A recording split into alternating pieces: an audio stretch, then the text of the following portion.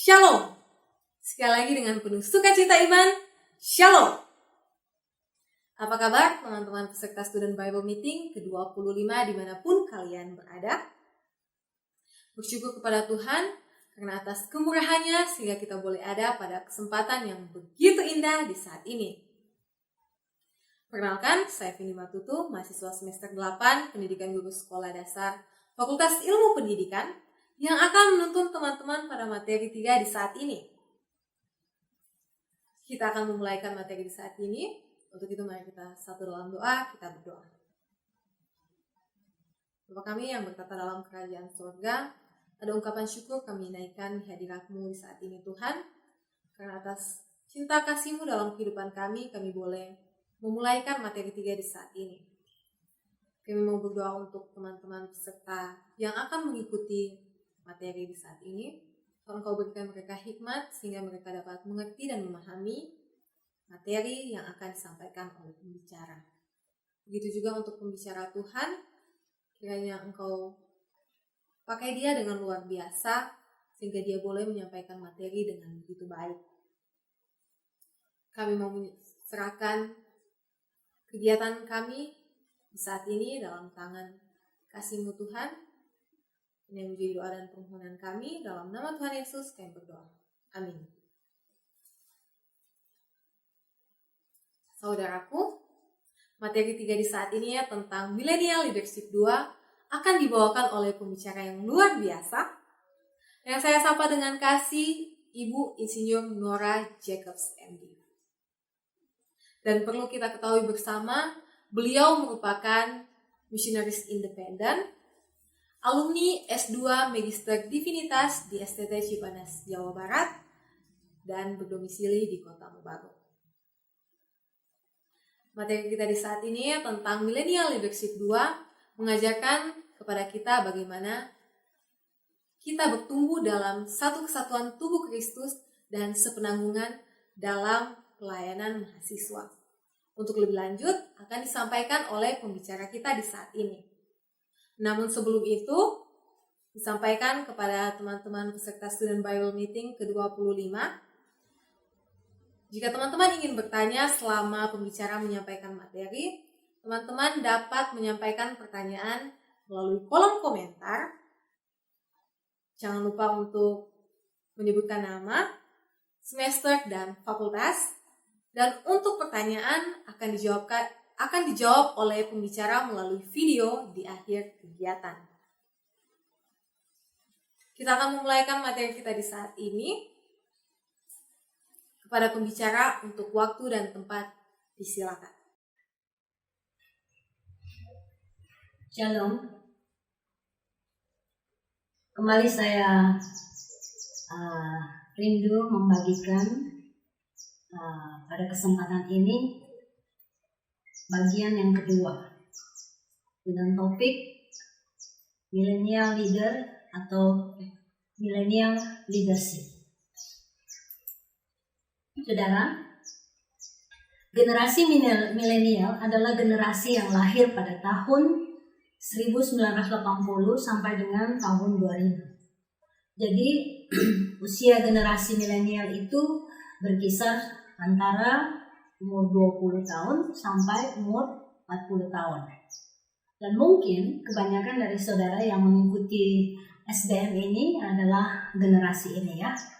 Berusia antara 19 sampai 21 tahun. Saudara-saudara, tahun 2045 nanti Indonesia akan tiba pada tahun kemerdekaan emas, di mana diharapkan pada waktu itu Indonesia itu sudah menjadi sebuah negara yang maju, mandiri, dan berdaulat penuh dengan segala kekayaan sumber daya manusianya, sumber daya alamnya, ya, keragaman budayanya, dan adat istiadatnya. Nah, untuk itulah pada hari kemerdekaan Republik Indonesia tahun lalu yang ke-74, Bapak Presiden kita mencanangkan tema SDM Unggul Indonesia Maju. Nah, Saudara, sumber daya manusia Indonesia ini perlu dipersiapkan untuk menuju Indonesia emas tersebut. Saat mana Indonesia dipimpin dan dikelola oleh generasi milenial sekarang ini, ya. Nah, pada waktu itu mungkin sudah berusia sekitar umur 45 tahun atau 50 tahun gitu ya. Usia produktif, sudah dewasa atau sudah matang. Nah, pada saat itu, atau 25 tahun dari sekarang, ya, saya secara pribadi berharap saudara sudah menjadi seorang yang seorang pemenang atau seorang yang sudah sukses, ya. Saya yakin dengan segala potensi yang ada, saudara pasti bisa.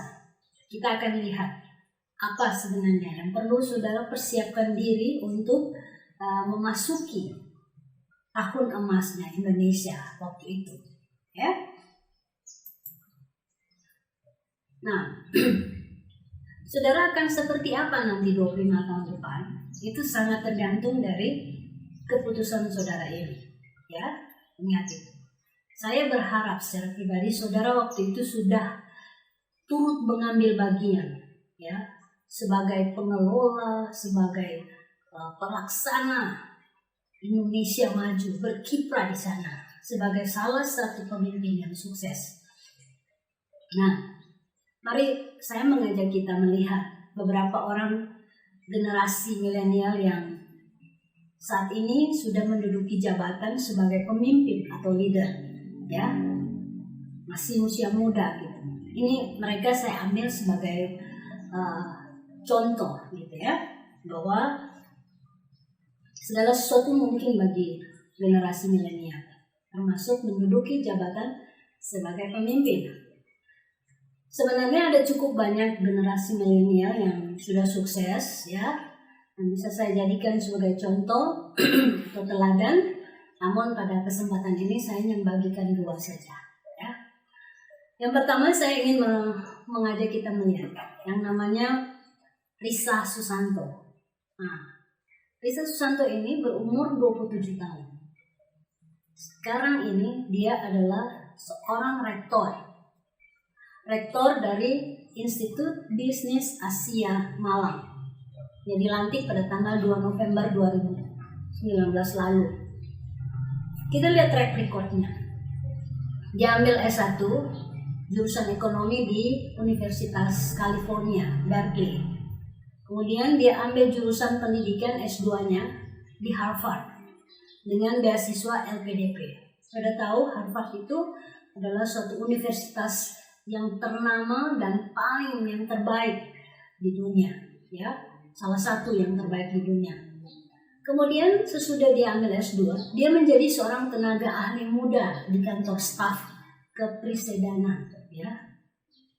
Nah, setelah itu dia juga menjadi inisiator Asia Entrepreneurship Training Program atau AETP. Ini akselerasi kerjasama negara Swiss dan Indonesia. Kemudian dia di Institut Bisnis Asia Malang itu, dia pernah jadi direktur pengembangan bisnis, ya, di kampus Asia itu. Dan sebagai dosen dan juga direktur pada waktu itu dia membuat beberapa program yang memang benar-benar bagus gitu ya, sebelum akhirnya dia menjabat sebagai rektor. Saudara bisa membayangkan seorang perempuan berusia 27 tahun, bagaimana dia kan? Sementara orang lain masih berjuang untuk menyelesaikan sekolah di universitas, masih baku berjibaku cari kerja gitu ya, begitu lulus sarjana dia sudah jadi rektor. Apa yang spesial dari seorang Risa Susanto ini? Lihat, yang pasti dia cerdas, dan yang saya percaya dia ini seorang yang determinasinya tinggi, ya. Nah, ini Risa. Berikutnya kita ke yang kedua, tokoh yang kedua yaitu dia yang menjadi Menteri Pendidikan kita pada saat ini. Siapa dia? Dia, Bapak Nadiem Makarim. Saat ini sebagai seorang menteri termuda, dia berusia 36 tahun. Ya, S1 jurusan Hubungan Internasional di Brown University, Amerika Serikat tahun 2006. Kemudian dia mengambil S2 atau MBA-nya dari Harvard Business School. Ini Harvard lagi, ya. Sesudah itu beliau menjadi konsultan manajemen, pendiri Solora, pendiri Gojek, GoPay, ya. Yang sebelum usia 36 tahun itu, semua ini sudah dia tekuni. Kemudian beliau juga menerima penghargaan The Straits Times Asian of the Year. Ini penghargaan bagi individu atau kelompok yang fokus pada peningkatan kesejahteraan. Nah, saudara, saya lihat ini. Dan akhirnya sekarang kita lihat beliau diangkat menjadi salah seorang menteri di kabinet yang baru. Itu sebagai Menteri Pendidikan. Nah, apa yang terlihat dari generasi milenial yang sukses menjadi pemimpin di usia muda ini? Nah, yang terlihat dari mereka adalah yang pertama, ya, sepasti kecerdasan mereka. Yang kedua, kemauan mereka. Yang ketiga, ketekunan. Yang keempat, pasti determinasinya tinggi. Kalau melihat figur-figur pemimpin milenial pada seperti yang saya kasih contoh tadi, ya, hal ini mengingatkan saya dan saya mengajak saudara kita melihat pada kisah orang-orang muda yang diangkat menjadi pejabat di dalam Alkitab, ya, tepatnya di kerajaan Babilonia, sebagaimana yang tercatat di dalam kitab Daniel pasal 3. Dalam kesempatan ini, sebagai fokus utama dari pembahasan kita tentang millennial leadership, saya mau mengajak kita menggali bersama tentang ketiga tokoh muda ini. Saudara, kalau saudara membaca Daniel pasal 3, ya, itu satu pasal yang cukup panjang. Dikisahkan dalam kitab Daniel pasal 3 itu bahwa pada suatu waktu Raja Nebukadnezar membangun patung emas, ya, patung emas yang sangat tinggi dan besar. Ketika patung emas ini sudah jadi, Raja Nebukadnezar mengharuskan, mewajibkan seluruh pejabat dan rakyat yang ada pada saat itu harus sujud menyembah patung emas tersebut. Namun ternyata dari sekian banyak orang yang sujud menyembah patung Raja Nebukadnezar tersebut, ada 3 orang muda yang sedang menjabat, ya. Mereka tidak sujud menyembah patung itu. Nah, sikap membangkang, ya, terhadap perintah raja seperti ini beresiko sangat tinggi, sebab ancamannya adalah hukuman mati. Siapa 3 pejabat yang berani, si muda kok berani membangkang, berani melawan ketetapan raja? Mereka adalah teman-temannya Daniel, ya, Sadrak, Mesak, Abednego. Nah, ada yang menarik dari kisah tentang patung emas tinggi besar ini, ya. Yang menarik adalah ketika ketahuan 3 pejabat muda ini tidak sujud menyembah patung emasnya, ya. Kita lihat di sini sangat terlihat bahwa Raja Nebukadnezar itu sebenarnya tidak ingin ketiga pejabat orang Ibrani ini mati. Dia tidak ingin kehilangan pejabat kerajaannya. Kita lihat mengapa. Apa dia bukti?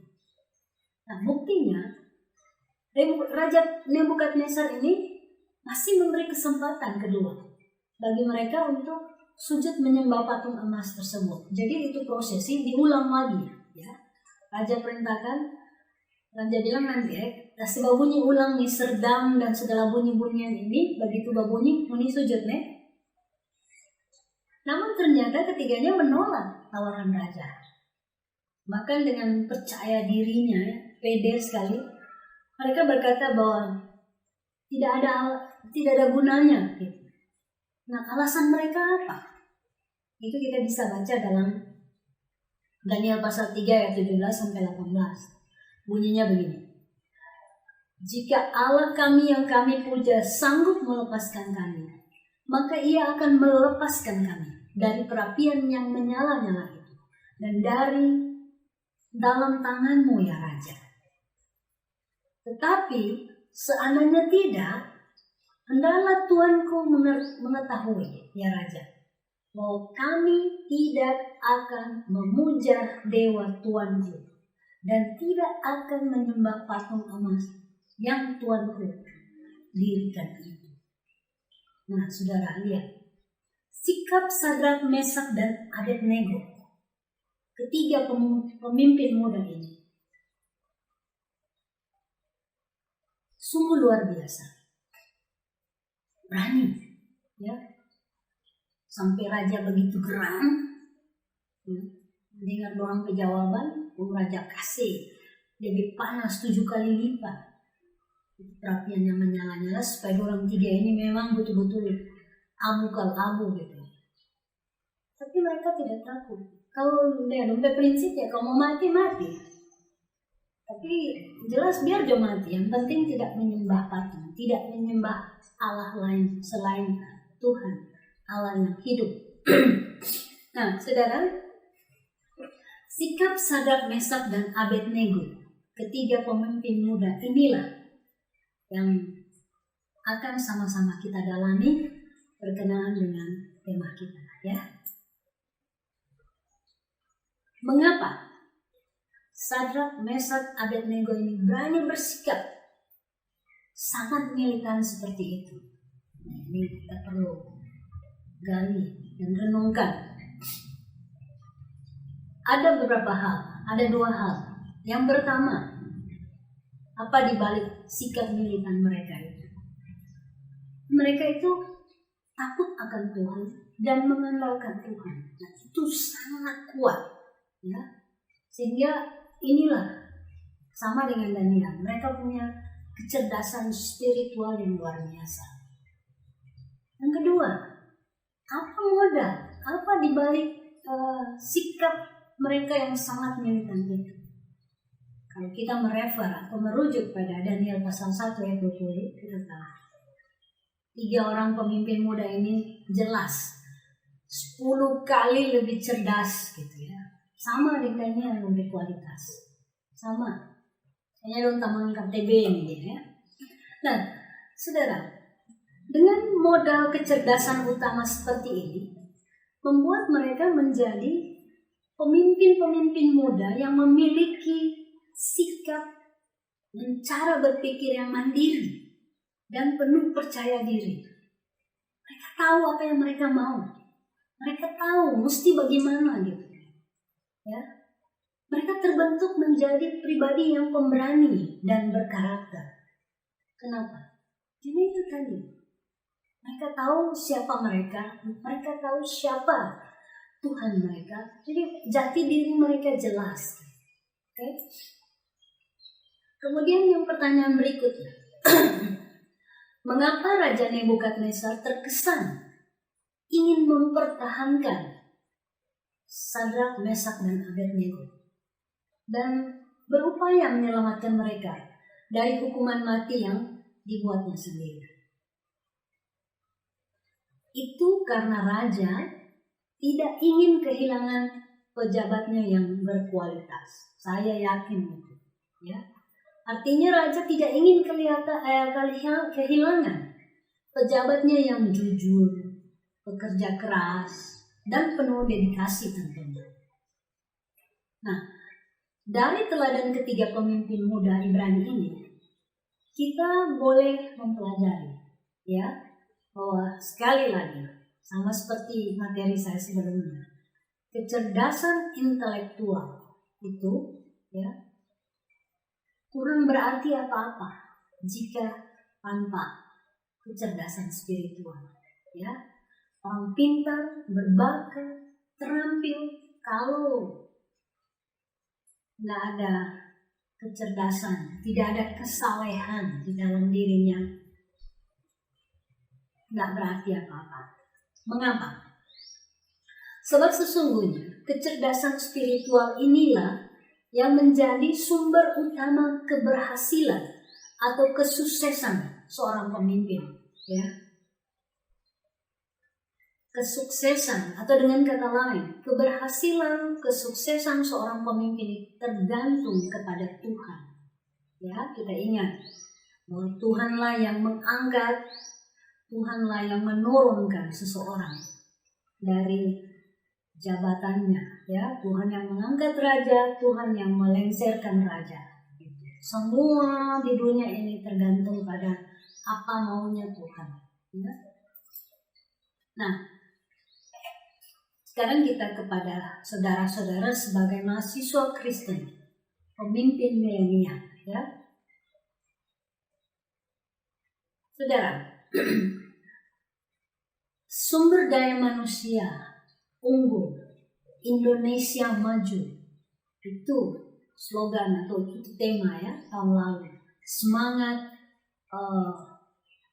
Indonesia memasuki era ini, periode pemerintahan Bapak Presiden yang baru, yang punya target SDM unggul, Indonesia maju. Semangat ini merujuk kepada, ya, tanggung jawab saudara-saudara sebagai generasi penerus. Ya, saudara suka atau tidak suka dengan kedudukan saudara saat ini sebagai mahasiswa, maka saudara harus bersiap menghadapi tantangan masa depan yang jelas pasti, ya, penuh dengan persaingan dan kompetisi, bukan hanya dengan sesama orang Indonesia, tetapi juga dengan mereka yang dari luar negeri. Ingat, akan ada suatu waktu yang terbuka yang namanya pasar bebas, ya. Jadi siapa saja boleh bekerja di luar negeri, boleh orang dari luar negeri datang di Indonesia. Nah, pada saat itu, saudara, kalau sudah tidak bersiap dari sekarang, saudara akan, ya, tagulung-gulung, orang Nado bilang, tagulung sendiri. Jadi masih ada kesempatan, saudara.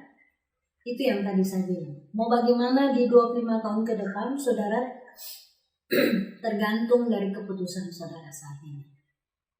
Nah, apakah pada saat 25 tahun ke depan itu saudara mau dan mampu menjadi the winner, menjadi pemenang? Putuskan saat ini. Saudara mau bersiap atau tidak? Nah, saudara-saudara, mahasiswa Kristen atau seorang mahasiswa Kristen yang rajin BPA, rajin KTB, ya, rajin mengikuti pelayanan, kegiatan pelayanan ibadah kampus, ibadah PMK, jadi pengurus dan lain-lain, ya, rajin berdoa, Bible reading, di saat teduh, sesungguhnya sudah punya modal utama untuk jadi pemimpin masa depan dengan kualitas seperti Daniel, seperti Sadrak, Mesak, dan Abednego ini. Ya, kita punya modal utama. Jadi juga di dalam kancah persaingan yang tadi saya bayangkan, ya, di dalam 25 tahun ke depan ini, saudara yang bergaul dengan Tuhan melalui yang aktivitas tadi, PA, doa, saat teduh dan lain-lain, saudara tak bakalan kurang dari para pemimpin milenial masa kini. Ya, seperti rektor muda tadi, ya. Dan mengapa tidak menjadi ini juga di dunia pendidikan seperti Bapak Menteri kita, ya. Nah, mengapa demikian? Karena saudara, jika Tuhan Yesus begitu murah hati, berkenan memberkati orang-orang muda, ya, generasi milenial, dua contoh tadi ya, yang jadi rektor dan jadi menteri, mereka dengan diberkati Tuhan dengan kedudukan sebagai pemimpin, ya. Kalau Tuhan Yesus begitu murah hati kepada mereka, berkenan mempercayakan kedudukan seperti itu, apalagi dengan saudara-saudara yang notabene adalah anak-anaknya Tuhan dan punya relasi pribadi dengan Tuhan Yesus. Tuhan Yesus pasti akan dengan senang hati memberkati saudara. Mengapa? Mari kita lihat. Dari Amsal pasal 1 ayat 7 kita boleh klaim. Ya, di Amsal pasal 1 ayat 7 dikatakan, takut akan Tuhan adalah permulaan pengetahuan. Dan itu sudah terbukti pada Daniel dan kawan-kawannya yang seperti bahasan kita saat ini sudah menjadi pejabat-pejabat muda, yang bahkan sampai mereka tua. Mereka diberkati ketika mereka takut akan Tuhan, mereka dibukakan pengetahuan sehingga mereka menjadi cerdas, lebih 10 kali lebih cerdas dari orang lain. Yang pertama. Yang kedua, di Mazmur 139 ayat 16 dikatakan bahwa Tuhan Allah yang menciptakan saudara, Tuhan telah merancang dan merencanakan kehidupan saudara sejak mulanya. Ya, dari 0 usia sampai mau bagaimana saudara, itu ada dalam rancangan Allah. Kemudian di Efesus pasal 2 yang ketiga kita lihat ayat 10. Efesus pasal 2 ayat 10. Saudara diciptakan dalam Kristus. Diciptakan dalam Kristus untuk apa? Untuk melakukan pekerjaan baik. Ya. Kemudian yang keempat. Yeremia 29 ayat 11. Rancangan Tuhan bagi saudara itu adalah masa depan yang penuh pengharapan. Masa depan yang terbaik. Kemudian di dalam Kolose pasal 2 ayat 3 dikatakan bahwa Tuhan Yesus yang hidup di dalam saudara, ya, melalui Roh Kudus-Nya, adalah sumber segala hikmat, ya, artinya sumber segala harta kepandaian, kebijaksanaan, dan pengetahuan. Ya, pertanyaannya sekarang adalah, apakah saudara menyadari status istimewa saudara sebagai anak Tuhan ini, di mana saudara diplot untuk memiliki masa depan yang terbaik, untuk menghidupi suatu kehidupan dengan melakukan pekerjaan baik bagi kemuliaan Allah. Apakah saudara menyadari potensi yang luar biasa yang saudara miliki dengan adanya Roh Kudus di dalam diri saudara, ya, sebagaimana yang dikatakan dalam Kolose pasal 2 ayat 3 tadi. Apakah saudara menyadari status istimewa saudara ini? Apakah saudara menyadari potensi yang luar biasa yang saudara miliki? Itu pertanyaannya. Dan kemudian ketika saudara telah menyadari semua ini, apakah saudara memiliki kemauan untuk mewujudkan semua maksud dan rencana Tuhan melalui hidup saudara? Apakah saudara memiliki ketekunan untuk terus berjuang, meraih masa depan yang sesuai dengan rancangan Tuhan bagi saudara? Kita ya, baik, rancangan penuh dengan harapan. Saudara sebagai generasi milenial pada saat ini, saudara sedang hidup di tengah perkembangan teknologi yang begitu cepat. Di dunia banyak sekali kesempatan untuk membangun jejaring yang menawarkan banyak hal pengembangan diri. Ya. Lihat di WA itu undangan webinar segala macam sekarang ya, banyak sekali. Nah, tuntutlah hidup saudara yang sesuai dengan rancangan Allah. Jangan menuntut hidup saudara itu harus sama dengan para influencer atau para YouTuber yang saudara lihat di dunia maya.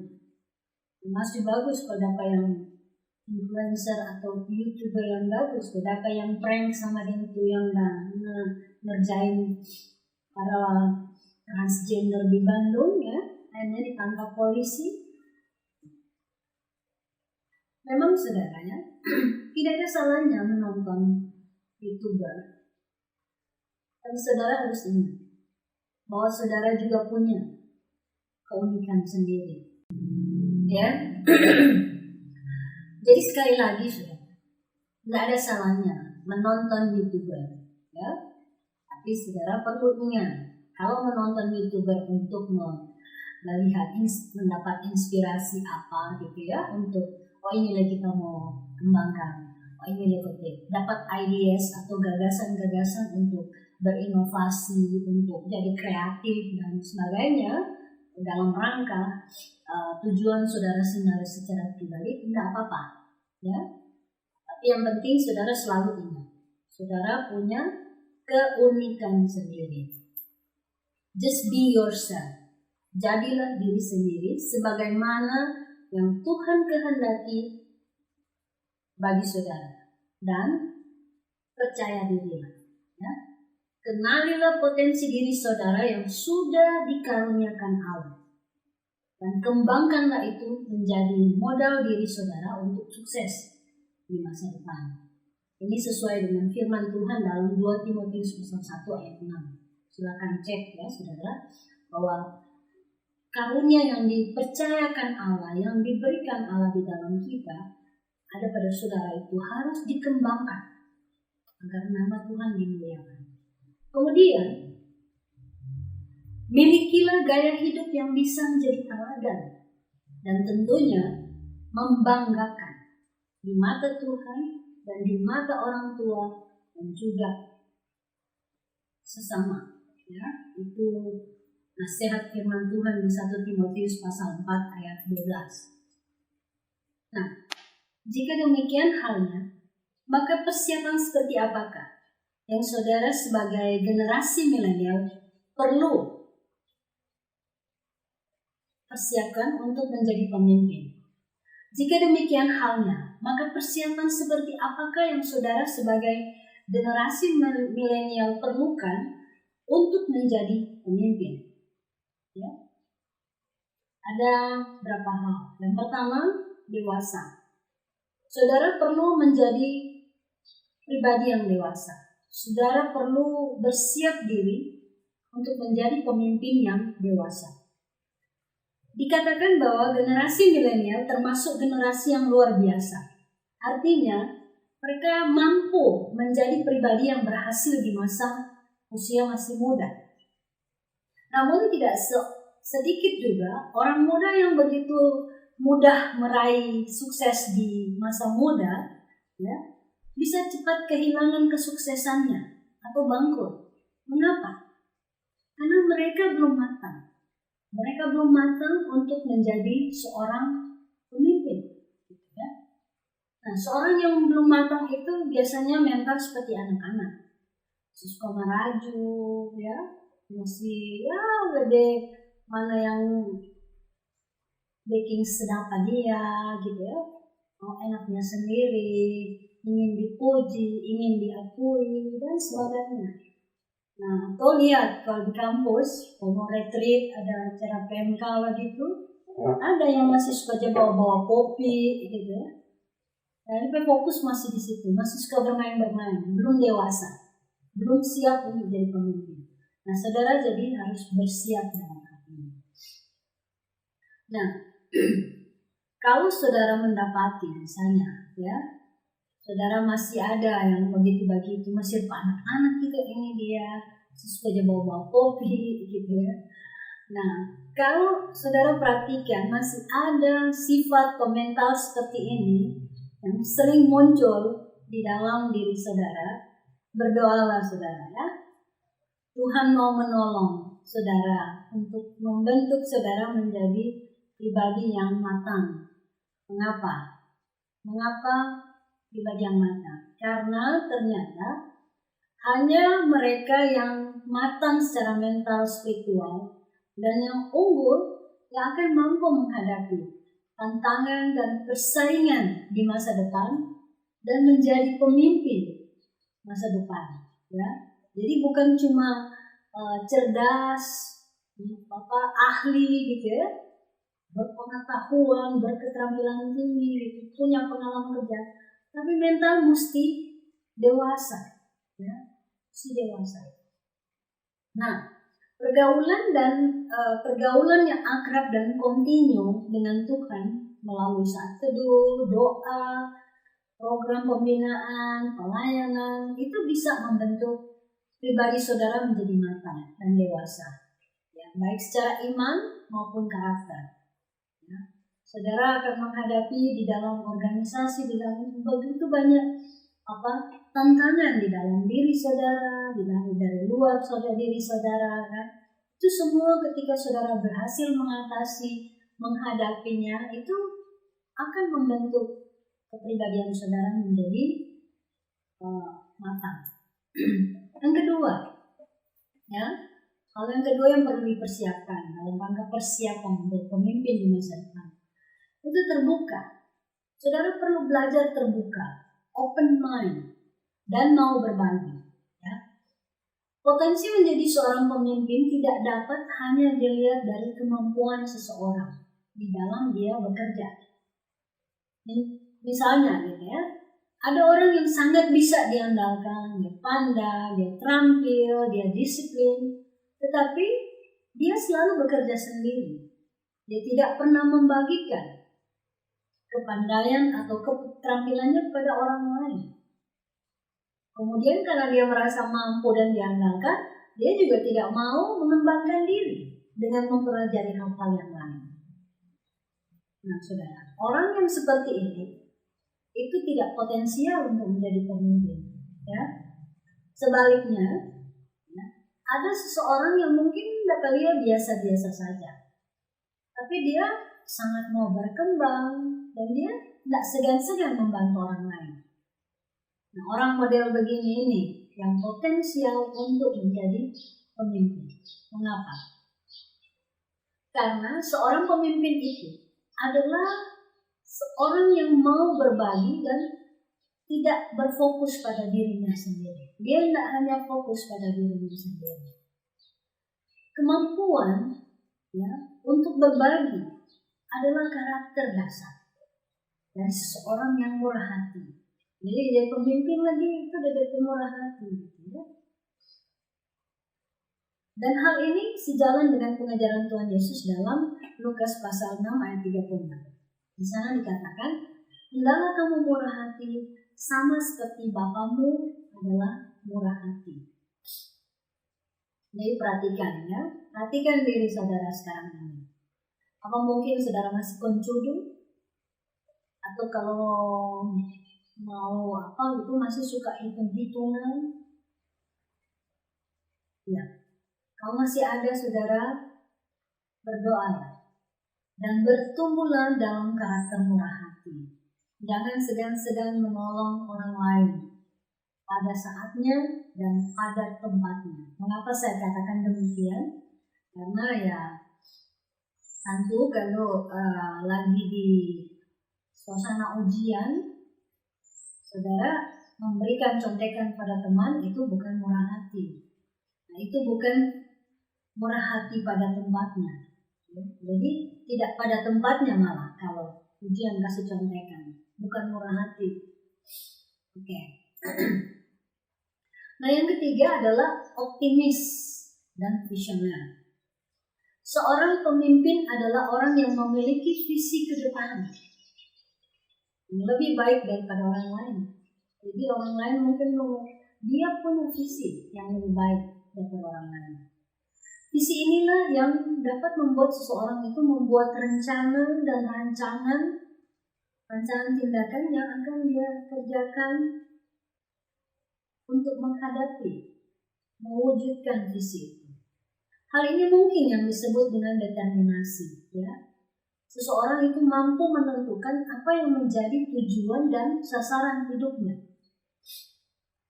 Ambil contoh kedua tokoh milenial yang saya contohkan ya di bagian awal. Bagaimana mungkin mereka bisa sampai pada jenjang tertinggi dalam suatu jabatan pada usia mereka yang masih muda? Bagaimana mungkin? Nah, kuncinya saya membayangkan mereka itu determinasinya tinggi. Pasti sejak kecil mereka sudah punya visi, ya. Punya visi mau jadi apa, mau seperti apa. Kalau begitu harus bagaimana? Ya. Saya teringat salah seorang dokter misionaris yang bernama Dokter Tamara Fis. Ya. Dia menjadi dokter misionaris itu karena dari umur 9 tahun dia tahu dia mau jadi dokter misionaris. Ya. Mama, papa, nenek, tetenya, oma, opanya bilang ada palingan kok waktu usia 9 tahun ini. Karena paling nggak SMP dia berubah, SMA dia berubah. Tapi ternyata enggak, dia kan tidak. Jadi dia punya determinasi, dia tahu saya besar mau jadi dokter misionaris.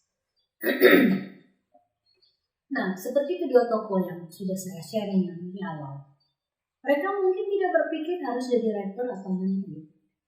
Tapi mereka punya keinginan yang kuat. Di masa depan gitu ya, mereka menjadi seorang yang berarti bagi orang lain. Nah, ini yang mendorong, mengarahkan mereka untuk belajar sungguh-sungguh, menguasai ilmu pengetahuan dan keterampilan demi mewujudkan hal itu. Optimisme di dalam diri mereka yang menguatkan mereka untuk tekun, berjuang menghadapi dan mengatasi tantangan dan masalah-masalah. Tidak heran kalau mereka menjadi pemimpin, walaupun masih berusia muda. Sebab, katakan ya, seorang pemimpin itu adalah seorang yang optimis, orang yang dapat melihat masa depan yang lebih baik. Tantangan dan masalah seperti apakah yang dihadapi oleh orang-orang seperti Sadrak, Mesak, dan Abednego dan tokoh milenial seperti yang dijadikan contoh ya. Tantangan dan masalah mereka itu mereka harus belajar dan berkualitas. Ya. Dan kita udah bayangkan belajar dan berkualitas apa orang step pertama. Ya. Ketika lihat Sadrak, Mesak, dan Abednego itu waktu orang bilang ini mau makan makanan raja, Allah kurang gizi anak-anak ini kan. Orang cuma bilang makan sayur dengan minum air putih saja. Sudah bayangkan 3 tahun belajar cuma makan minum air putih dengan sayur. Tapi ternyata itu bukan fokus utamanya. Fokus mereka pokoknya konsisten dengan keputusan, dengan ketetapan hati, tidak mau menajiskan diri. Kan DP penjenang bilang, aduh kita takut jangan ini jadi dapat kamari ini bodoh. Kita temukan karena ini cuma makan sayur dan minum air putih. Mudah-mudahan tenang aja. Dan ternyata betul, terbukti itu mereka berjuang mewujudkan apa yang mereka ingin. Hanya mereka kedapatan 10 kali lebih cerdas daripada yang lain. Nah, tokoh milenial yang ada. Hal yang paling sederhana mungkin di antara sekian banyak tantangan, sekian banyak masalah yang mereka hadapi ketika mereka harus berjuang mewujudkan semua impian, visi mereka itu ya. Tokoh milenial ini yang paling yang saya bayangkan, satu hal yang sederhana, belajar bahasa Inggris tentunya. Karena mereka orang Indonesia, bisa belajar di luar negeri, mereka harus menguasai bahasa komunikasi. Dan saudara, belajar bahasa Inggris itu memang tidak mudah, ya. Ini tantangan. Tapi itu penting. Di era postmodern, di era semua serba maju, cepat, canggih, penguasaan bahasa Inggris itu satu kebutuhan. Ya. Mengapa? Mengutip apa yang pernah dikatakan oleh salah seorang alumni Perkantas, Bapak Antonius Tangan, yang kalau saya nggak tahu dia apa jabatan dia, tapi waktu saya mendengarkan pernyataan dia berikut yang akan saya kutip, beliau waktu itu direktur Human Resources, ya, di perusahaan Ciputra Group. Nah, Pak Antonius Tangan bilang begini, jika saudara menguasai bahasa Inggris, maka saudara akan membaca hal yang berbeda, mendengar hal yang berbeda, berbicara dengan orang yang berbeda, melihat dengan cara yang berbeda. Akhirnya saudara akan memiliki cara berpikir yang berbeda. Dan ketika Anda memiliki cara berpikir yang berbeda, maka saudara akan menjadi orang yang membawa perbedaan. Artinya lebih maju berpikirnya, lebih kritis, lebih inovatif, lebih kreatif, dan seterusnya. Ya. Nah, kemudian yang terakhir, pekerjaan baik seperti apa yang kelak saudara harus lakukan agar bisa menjadi berkat bagi orang lain dan berkenan di hadapan Allah. Saudara perlu membuat strategic life planning, yang di dalam mana saudara merumuskan tujuan dan sasaran hidup saudara.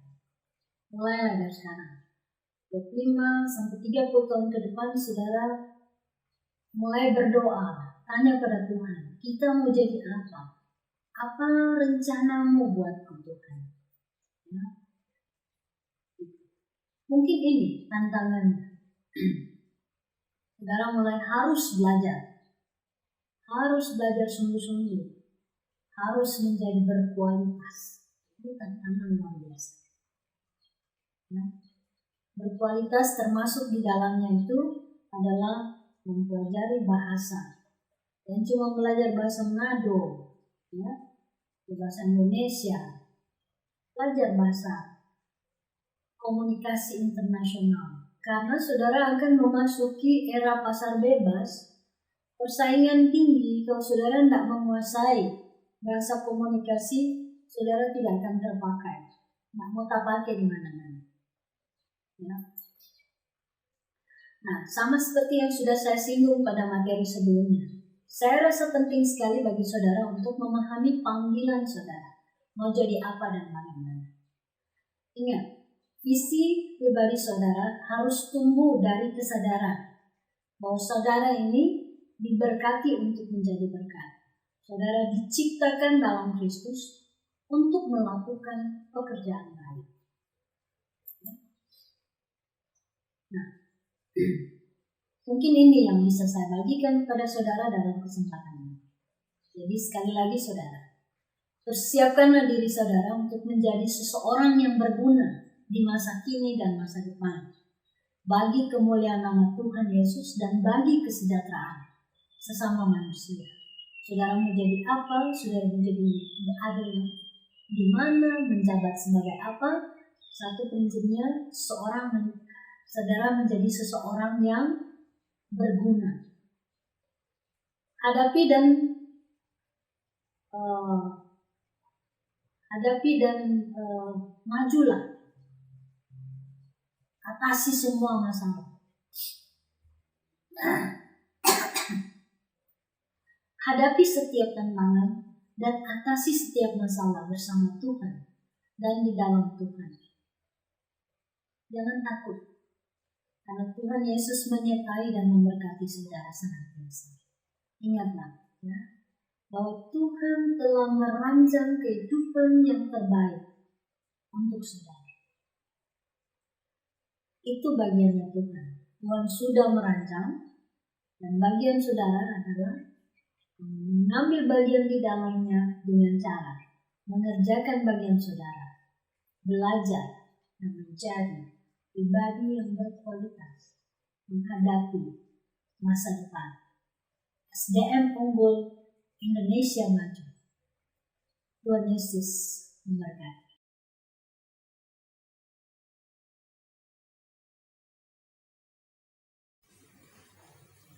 Itulah tadi materi 3 di saat ini tentang Millennial Leadership 2 yang telah dibawakan oleh pembicara Ibu Insinyur Nora Jacobs MD.